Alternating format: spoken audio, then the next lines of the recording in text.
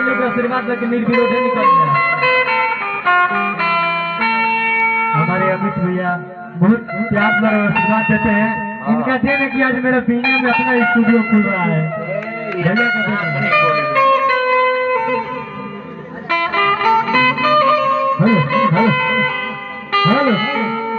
तो सबसे पहले हम चाहते कि एक बार छोटा सा माइक के जयकारा।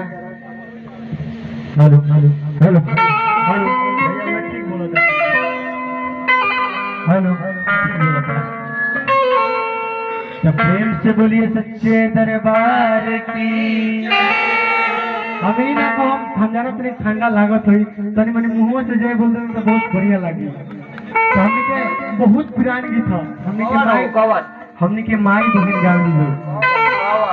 जब सब कोई सज सवर के सुबेरे मंदिर पर निकलेला तो वो गीत गावेला बैठ के गावेली सबो गावेली जा। भैया का गावेली जा?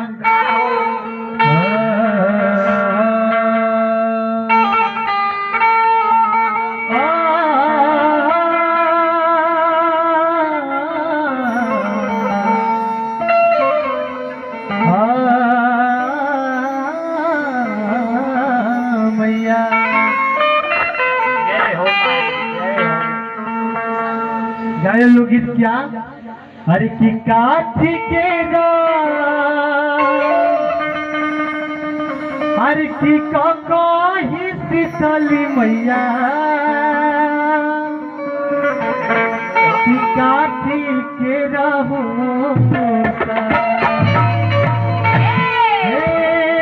मैया मैया धड़म बोले देवी में माता बहन गीत रो सब गाइले जाना। मंदिर में जाने चाहे सुबह सुबह उठ के जाए जाते हैं बैठकियों के कहीं गाइले जाके कैसे गीत के एकदम बढ़िया ले भाव में चुनरी ओढ़ के बाबू खाली आके हल्का हल्का भाव दे दो आप ज्यादा कुछ नहीं करना है। जब 5 दिन बैठ के गीतिया गावे ना चुनरी ओढ़ के पूरा बढ़िया ले नाइकी नाइकी कन्या वाले सर तो पटोहियन के बुढ़िया माई कहले जा करी वो देख हम भसरो दीवार है आपका तनी चुनरिया डाउन करना तो देख लिए। हां चुनरी ओढ़ के हां वो तो ठीक ठीक ठीक बहुत बढ़िया। आदम ओढ़ के तब जाके लगे मेरे दुआ मुंह इतना माइक कर के गावे सर माइक गांव देहात में माइक मिलेला माइक ओढ़ के सकी अरे की काठी के अरे को ही शीतली मैया की काठी के रहू ये हिनका लाज लागत का घूमताने में ताला बाबू हमार ताला लाज नहीं लागत। तब काठी बैठल शीतली मैया आधारे लमी हो। जब ये गीतिया कंपनी के लड़की जन बहुरिया वाली सर कौन लगे तनी मनी सांस जी होनी अटली तो कहीं नाच के गाली हो जाओ। तो ये गीतिया के भाव में भैया नाच के निरंजन भैया हो तरीके का भाव लगेगा कैसे कलाकार बाबू रे देवी माई के गीत हम अभी कुछ ना बोलब थोड़ा सा बोलब ज्यादा टाइम भी नहीं के सही समय कलाकारी करने हुए के बाटे बहुत कलाकार बने तो तक भाव दे भैया तो काठी के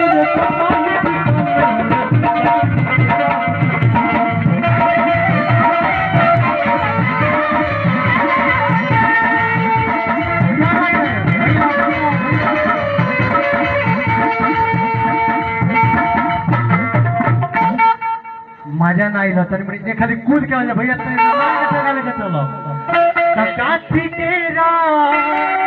अरे ठीको को ही शीतल मैया सारे अमितिया ऐसे ना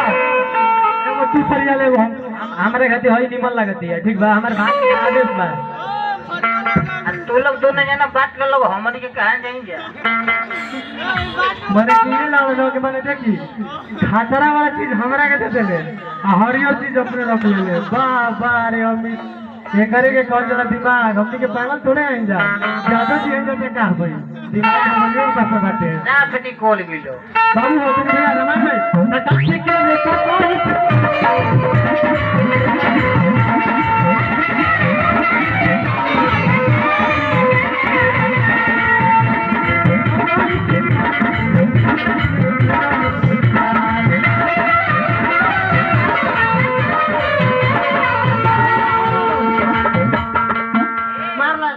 ले आप ध्यान दो बा तो कथी बैठल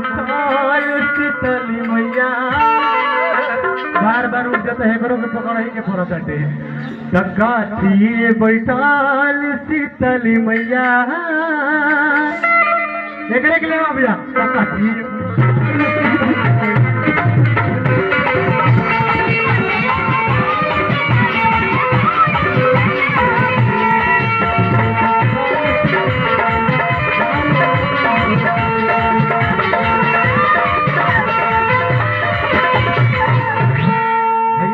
बहुत कम बा यही में हमनी कलाकारी करे के बाटे तो वो सब थोड़ा ना बजावे के तो दिक्कत में रहे अगर अच्छा लागत है तो एक बार दोनों हाथ उठा के आशीर्वाद दे दीजिए बेटा के बोले प्रेम से सच्चे दरबार की और ये में एक लाइन का होगे का लाइन होगा का हो कि आमावा लोगो आई मोहुआ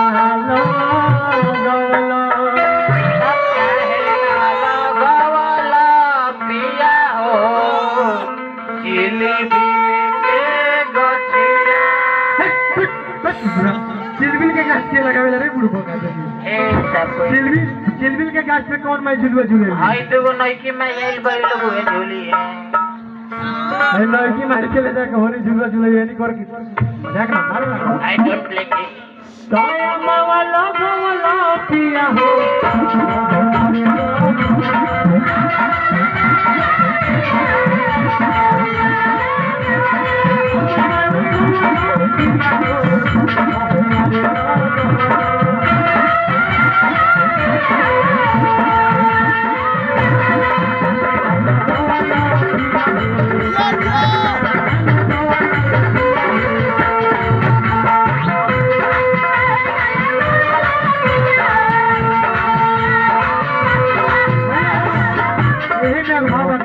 अरे की आमा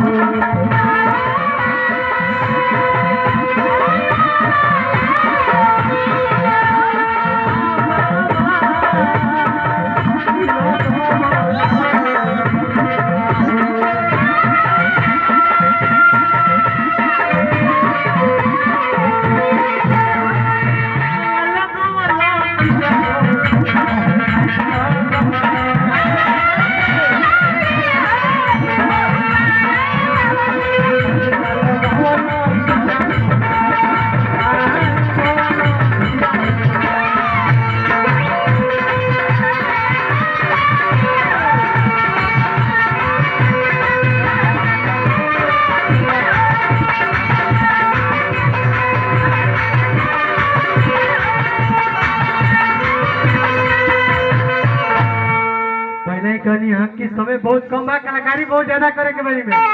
एगो एल्बम में गीत गेल नहीं का हम अभी नया नया छोटा मोटा कंपनी से गीत गेले बानी अभिरोध म्यूजिक गलन की पहिले त रात रह जिलावा के आय अब तो गजब लागे लबा एगो हम आवत रही थे लड़की कहत ले के रे मार दे हमर स्कूल के लड़की पढ़त ले साथे हालांकि पहले क्वेश्चन आ दलो अब होय काहे बोका लेखा चालू बोले वाला लेकिन तोने के सुनो बोका लेखा तो लेके कहते सुनी ना ये भी बोका लेखा लागत नहीं थी लेकिन एक बात के बड़ा बढ़िया लागत थे और वो के बात बताओ तो सुनी कि पहिले त राखत रह चिलावा के आय अब तो गजब लागे बढ़ा के भैया उठारे लो बारे तो लागे लगर दफार मनी करे ललेली बोलैया कि मुछी से हीरो लागे कि जोकर बिना खात नइखे मोर गैया तार धइल गई बुढ़ाई तार गई चोकर बिना है न मनबो I don't like this English बोले ला वो बोलेला तो पहिले तो राखो तो रहो ना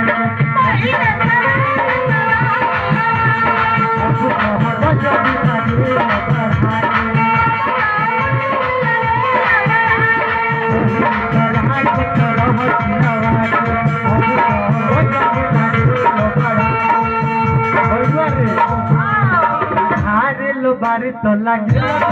अरे तोरे किले बोलिया आए लो बारे तो लागे तोरे किले बोलिया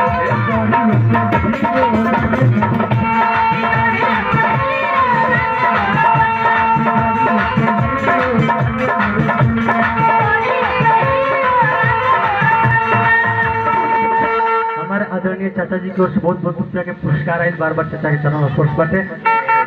ऐसा आशीर्वाद दे दी न अगिला प्रधानमंत्री वाला सीट संभाले लागल जरूर जरूर माता रानी से ये दुआ रही कि वो बहुत आगे बढ़ी और ये वो गीत हमारे एल्बम में आ रहा बाटे अरे की नाकी में दम के रखले बाहर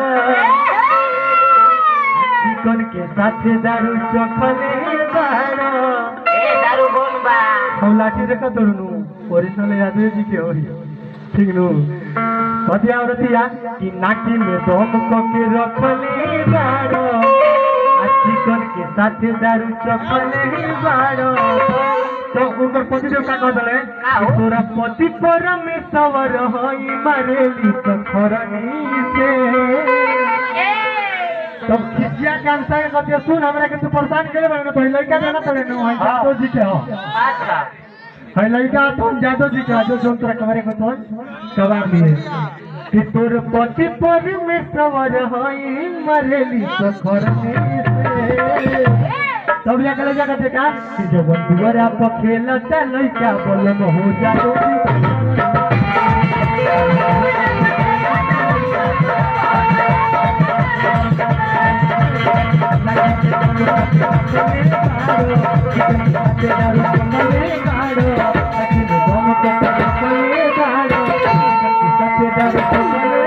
और क्या भैया तोर पति परमेश्वर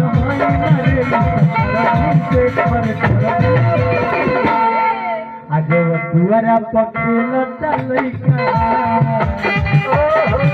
दुआरा पखेलता लइका बोले बहुत जादे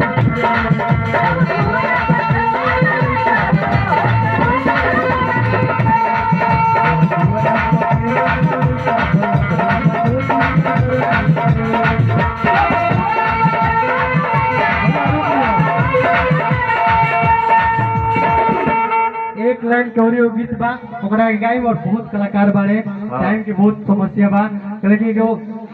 अभी आप लोग के बीच एगो ऐसा कलाकार के हम बैठैले बानी जे महुआ चैनल से चल के आइल बा बहुत सुर बहुत अच्छा आवाज आप लोग का प्यार आशीर्वाद मिलना चाहिए क्या बात है मन में हिला देला एगो गीत गेलन आज से कुछ साल पहले की ओ माय डियर डार्लिंग अब कोई के बोलावे वो इंग्लिश माने कि शहर के रहला तो कहत है कि आ कोबो पलंग पकोबो आ भुइया सुतावे क्या हो आ थाके नहीं के लगातार करे ए का करे जल्दी बोला ना तो लौर मिली इसको दिखे देगा अरे थाके नहीं के लगातार का सुनो पहले का करे के मतलब करे तो जल्दी बोलो दिक्कत बा तैयारवा से बढ़िया भंडार करे का करे का जल्दी बोलो कंफ्यूज 2 मिनट रुको हाँ इंग्लिश में प्यार करे इंग्लिश हम बोलो तो हमरा से प्यार हो एकदम हो जाए क्या ना सारा बोले हो ना इंग्लिश बहुत बढ़िया बोले आवेला बोल के सुनाओ तो भैया लोग इंग्लिश सुना दी हाँ सुनाओ भैया सुना दी सुनाओ बोलो या तो सुना दे शेख कुकुर बोला था दूर बोल इंग्लिश बोले हो थोड़ा ए तो कुकुरा चुप होई तो अब नु बोलो रुक जाओ भैया रुक जाओ बोल इंग्लिश बोल के सुनाओ इंग्लिश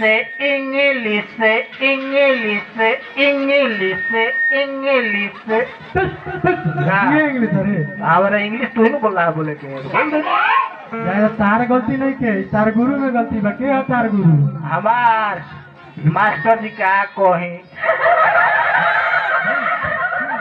हाथी रहो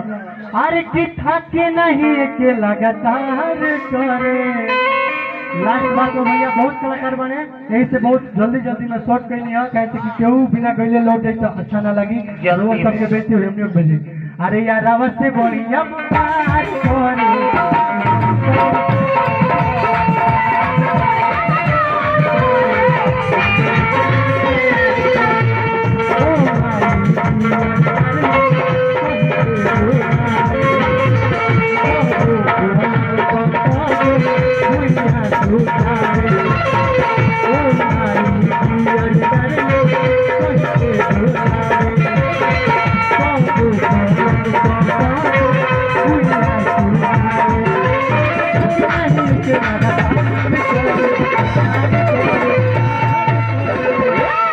लास्ट बात सबसे उड़ान में चलेगा बा कहाँ भैया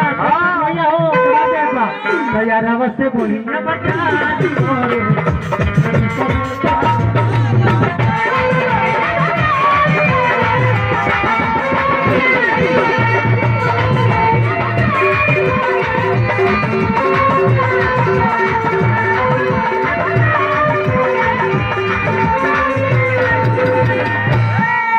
बहुत कलाकार बने, माफी चाह जो भी छुट्टी होकर अपन छोट बेटा समझ के माफ करम जय माता दी।